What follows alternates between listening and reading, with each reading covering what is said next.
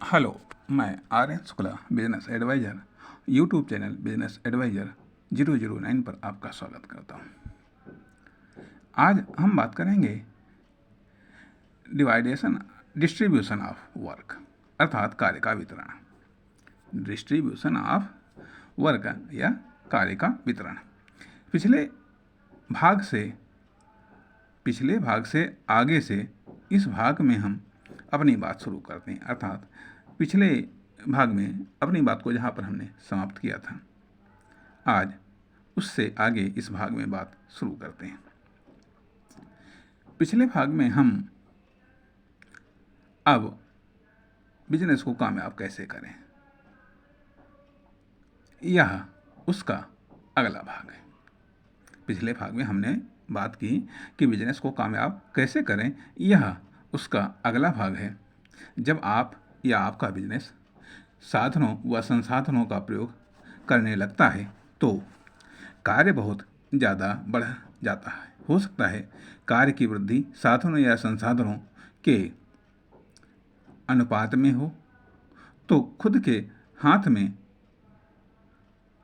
में विश्वास लीजिए। ध्यान दीजिएगा, फिर से हम बात को थोड़ी सी स्पष्ट कर रहे हैं कि यदि कार्य की वृद्धि साधनों व संसाधनों के अनुपात में हो तो खुद के हाथों में कौन सा कार्य लेना चाहिए, तो खुद के हाथों में विश्वास लीजिए। विश्वास जनरेट करना, क्रिएट करना, ये डेवलपमेंट करना एक बिजनेस के अंदर सबसे महत्वपूर्ण कार्य है। अब यहाँ से कार्य का वितरण आरंभ होता है, क्योंकि आप हर कार्य में एक्सपर्ट या बेहतर या बेस्ट नहीं हो सकते हैं। अर्थात आप हर प्रकार के साधनों व संसाधनों या समस्त साधनों व संसाधनों के प्रयोग के मामले में न तो एक्सपर्ट हो सकते हैं, न सक्षम हो सकते हैं।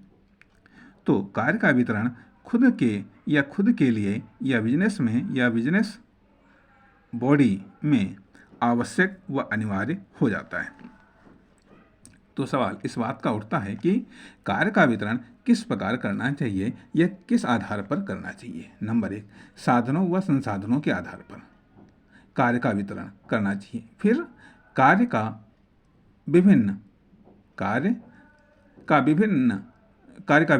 या कार्य का प्रबंधन भी आता है। ध्यान दीजिएगा कि साधनों व संसाधनों के आधार पर कार्य का वितरण करना चाहिए, फिर कार्य का विनिमय या कार्य का प्रबंधन भी आता है, जिसकी चर्चा हम बाद में करेंगे। अभी हम बात कर रहे हैं कार्यों के वितरण की। एक और चीज़ आती है कार्यों या कार्य का विभाजन या कार्य का क्लासिफिकेशन या कार्यों का वर्गीकरण, परिणाम। फिर कभी कभी कार्य प्रधान ही बिजनेस हो गए,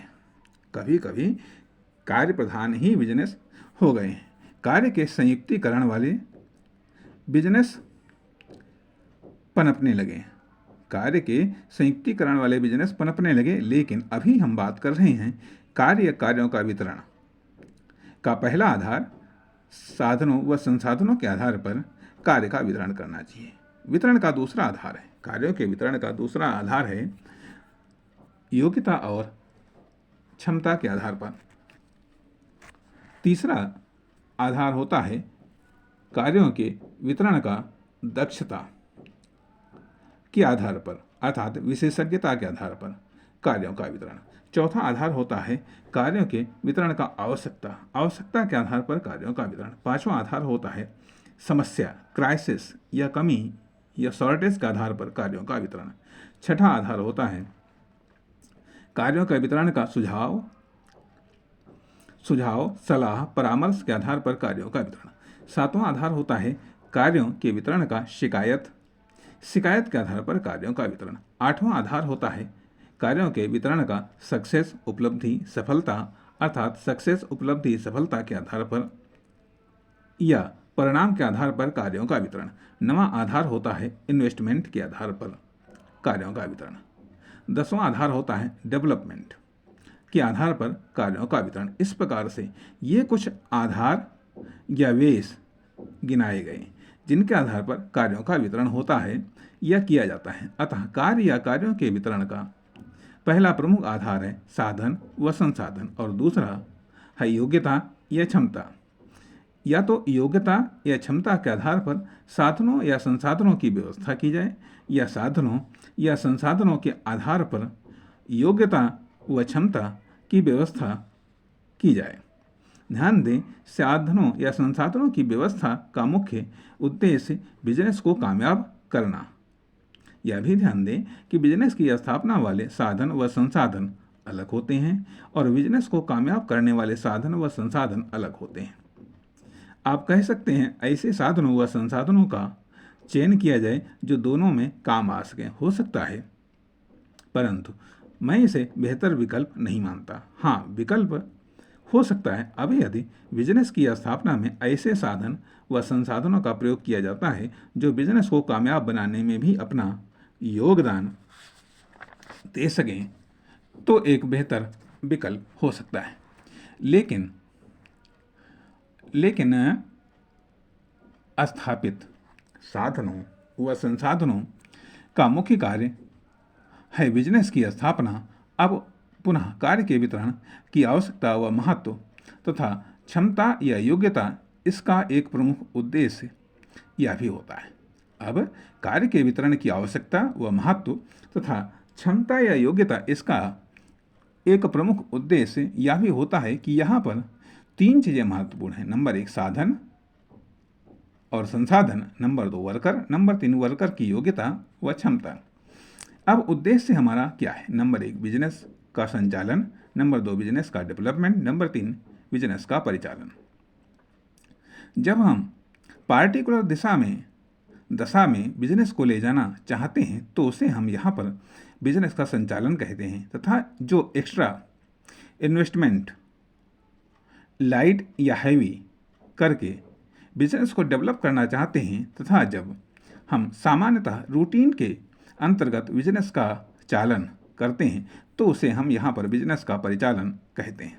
अर्थात हम किसके आधार पर कार्यों का वितरण करते हैं तथा किस लिए हम कार्यों का वितरण कर रहे हैं। दूसरी बात यह है कि साधनों व संसाधनों का चयन यह हम किस लिए कर रहे हैं, किस आधार पर कर रहे हैं तथा क्यों कर रहे हैं। साधनों व संसाधनों के चयन का आधार वेश उद्देश्य क्या है या पार्टिकुलर साधन व संसाधन के चयन का उद्देश्य पर्पस क्या है। यहाँ पर हम पाते हैं कि साधन व संसाधनों का चयन व कार्य, अर्थात नंबर 1 साधन व संसाधन, नंबर 2 साधन व संसाधनों का चयन, नंबर 3 कार्य, नंबर 4 कार्यों का वितरण, नंबर 5 अरेंजमेंट अर्थात व्यवस्था, नंबर 6 संचालन, नंबर 7 कार्य के द्वारा साधनों व संसाधनों का संचालन, नंबर 8 साधनों व संसाधनों के द्वारा कार्य का संचालन।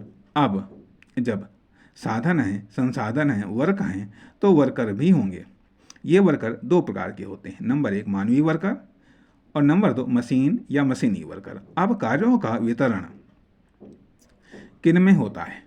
नंबर 1 मानवीय वर्कर, नंबर 2 मशीनी वर्कर के बीच में। तो अब कार्यों का वितरण मानवीय वर्कर और मशीनी वर्कर के बीच में होता है, अर्थात कौन सा कार्य व्यक्ति से करवाया जाए और कौन सा कार्य मशीन से करवाया जाए। अतः यह कार्यों का प्रथम वितरण है। दूसरा वितरण अंडर व्यक्ति या अंडर मशीन होता है, अर्थात कौन सा कार्य कौन से व्यक्ति से करवाया जाए या कौन सा कार्य किस मशीन से करवाया जाए। अर्थात कौन सा कार्य कौन से व्यक्ति से करवाया जाए और कौन सा कार्य कौन सी मशीन से करवाया जाए या कौन सा कार्य किस मशीन से करवाया जाए। दूसरा होता है हायर करना, किराए पर लेना, अरेंजमेंट करना या आयात करना कि किस कार्य के लिए कौन सा व्यक्ति या मशीन हायर किया जाए। फिलहाल हायर करने के बारे में हम फिर कभी बात करेंगे। अभी हम बात कर रहे हैं कार्यों की वितरण की। तो हमने दूसरा वितरण जाना जो अंडर व्यक्ति या मशीन होती है। तीसरा वितरण होता है अंडर पार्ट्स, अर्थात इसका क्या मतलब होता है? अर्थात व्यक्ति व मशीन योग्यता, क्षमता, पद, उम्र आदि विभिन्न विशेषताओं के आधार पर व्यक्तियों में डिवाइड होते हैं। मशीनों व उनके पार्ट्स में डिवाइड होती हैं। तो जो उनमें कार्यों का वितरण होता है उसे हम यहाँ पर तृतीय श्रेणी का वर्किंग डिवाइडेशन या बल्कि वर्किंग डिस्ट्रीब्यूशन कहते हैं। चौथा होता है फंक्शन में डिस्ट्रीब्यूशन। पांचवा होता है एक्शन में डिस्ट्रीब्यूशन या डिवाइडेशन।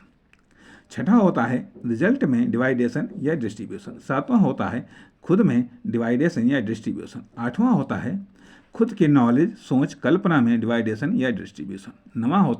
नवा और अंतिम डिवाइडेशन या डिस्ट्रीब्यूशन होता है कार्य का आत्मा में डिवाइडेशन या डिस्ट्रीब्यूशन, या फिर खुराफात क्राइम में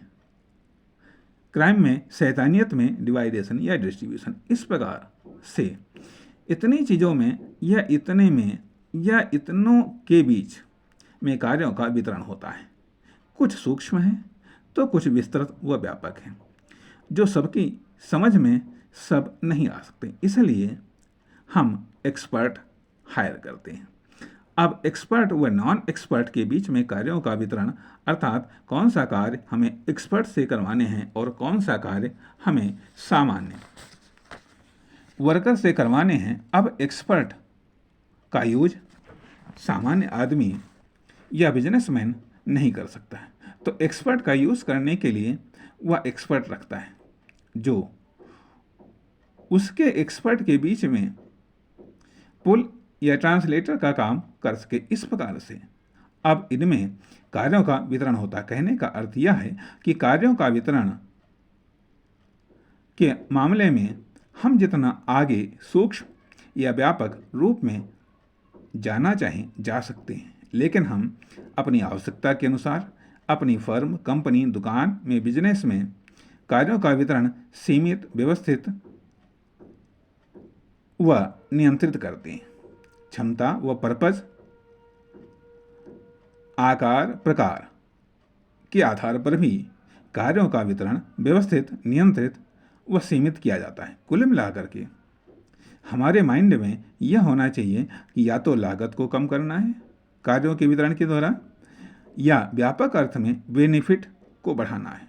इस बेनिफिट का अर्थ लाभ समझने की भूल कतई न करें। इस बेनिफिट का अर्थ समझने या समझाने के लिए एक्सपर्ट को हायर करें। बात को अधूरी छोड़कर मिलेंगे अगले भाग में। तब तक के लिए आपको मेरा विनोदपूर्ण नमस्कार।